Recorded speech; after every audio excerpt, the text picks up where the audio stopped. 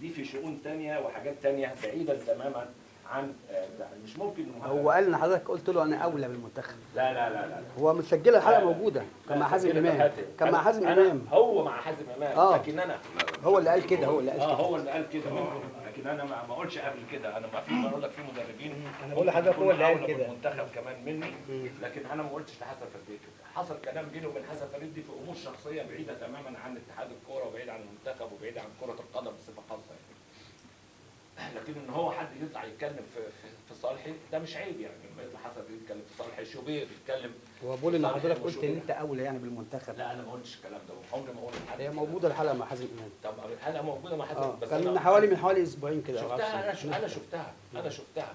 هو كان كل كلامه ان انا السي في بتاعي اكبر من اي حد يتحط السي في بتاعه مقارنه بالسي في بتاعي. يعني زي التليفونين دول، شوف ده حلو ايه؟